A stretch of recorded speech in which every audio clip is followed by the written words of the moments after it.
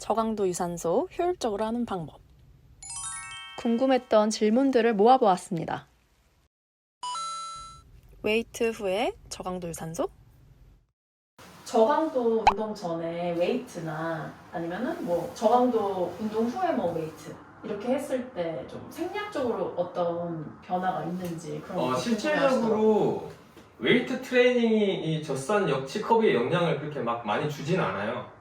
왜냐하면 저희도 연구를 얼마 전에 발표한 연구 논문을 보면 실제 웨이트 트레이닝을 하던 사람들을 대상으로 저희가 측정을 했거든요.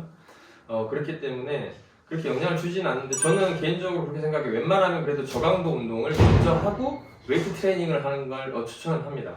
네. 왜냐하면 저강도 운동 자체가 굉장히 운동 부하가 약하기 때문에 이거 뭐 1시간 정도 뛰고 웨이트 하셔도 전혀 무리가 없어요. 네. 그런데 이제 웨이트 트레이닝을 먼저 하고 난 뒤에 저강도를 하시려고 하면 조금 힘드실 수 있습니다. 네, 그렇기 때문에 저는 웬만하면 저강도 운동을 하시고 나서 웨이트 트레이닝을 하는 걸 추천을 드립니다. 그러면 그게 종목 상관없이? 네, 종목 상관없어요. 그 운동들이 이 젖산 역치의 커브를 향상시키지는 않아요. 네, 영향을 준다거나 뭐 그런 건 없습니다. 네. 운동 강도 설정하는 심박수 공식.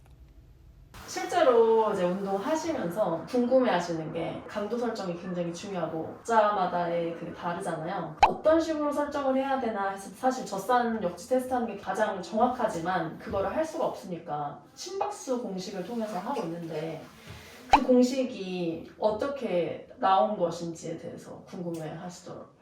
그 심박수는 실제 회기식처럼 분석을 통해서 나오는 것들인데 굉장히 많은 선행 연구자들이 그런 공식을 만들어 놨어요. 여러 공식들. 근데 일반적으로 가장 많이 쓰는 게 뭐냐면 220배기 만나입니다.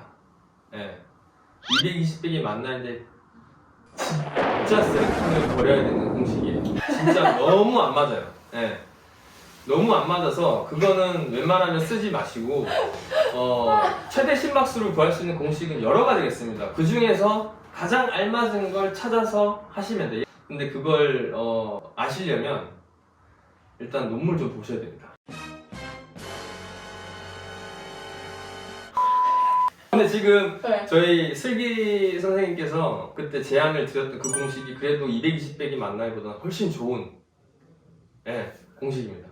선행 연구들의 결과를 봤을 때는 한 70~80% 정도의 일치도가 있습니다. 직접 측정과. 그렇기 때문에 그걸 차라리 훨씬 더 많이 쓰셔서 100분율로 운동 강도를 잡으시는 게 훨씬 더 좋고요.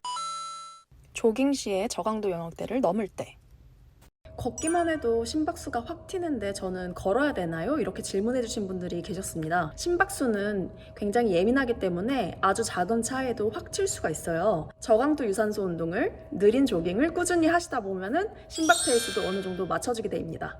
일단 슬로 조깅을 꾸준히 한 달 동안 해보시면은 몸의 변화를 확실하게 느끼실 수 있을 거예요.